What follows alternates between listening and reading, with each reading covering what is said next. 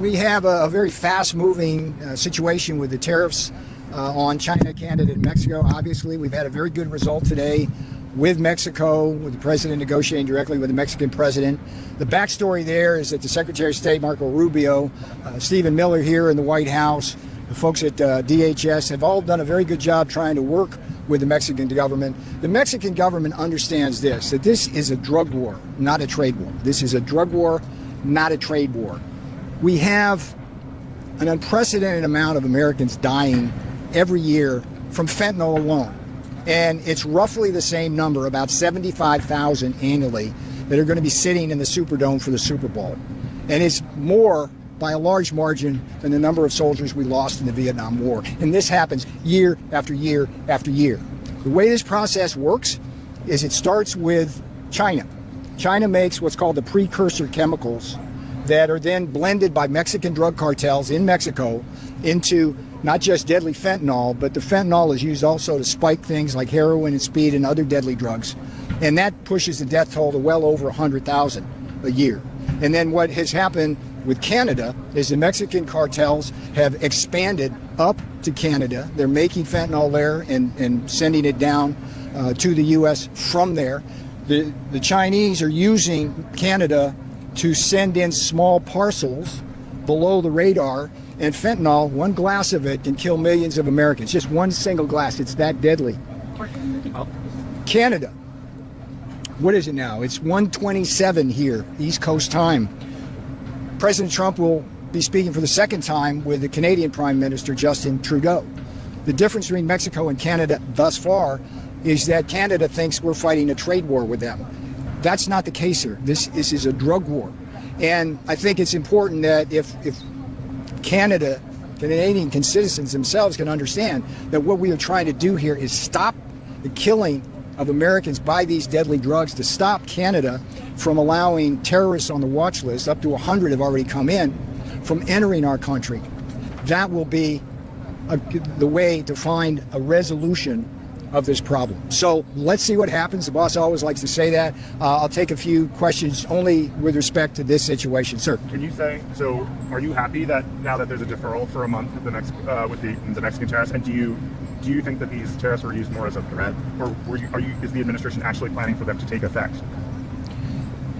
If President Trump and the Mexican president can agree on substantial steps towards solving this problem, which will then lead to a 30-day grace period on this, everybody should be happy. Mexico's happy, the United States is happy. We've got a long way to go. There's a lot of things to be done, but this is the way President Trump negotiates. And you can rest assured that if we do not get cooperation from countries, then of course the tariffs will be implemented. We have no other choice. President Trump wants to save American lives. Yes, ma'am. Say that the tariffs have to go into effect. When do you think, and what kind of results do you expect to have in terms of fentanyl entering the U.S.? Well, the obvious metric here is to see no Americans dying from fentanyl, and no fentanyl being seized at the border, and no intelligence that tells us that the Mexican cartels are making all of that. So there's just a lot of metrics. Yes, ma'am. Sir, do you expect a similar deal with Canada to happen later today? And are you also talking with China potentially about deferrals for them as well? President Trump is speaking with Prime Minister Trudeau. Obviously, we have had a good result so far with Mexico, but this is going to be it's going to take some time to get to where we need to be. This is a crisis. I'm one of three people that was with the president at the senior level back in the first term. I served all 4 years. Stephen Miller, Dan Scavino are the other two. I watched this crisis. Kellyanne Conway was kind of the tip of that spear. And we got nothing but misdirection from all of the people involved in that chain, China, Mexico, Canada, on that issue, and people kept dying, and then Biden comes along and he doesn't even care. We care. President Trump cares. President Trump ran on this.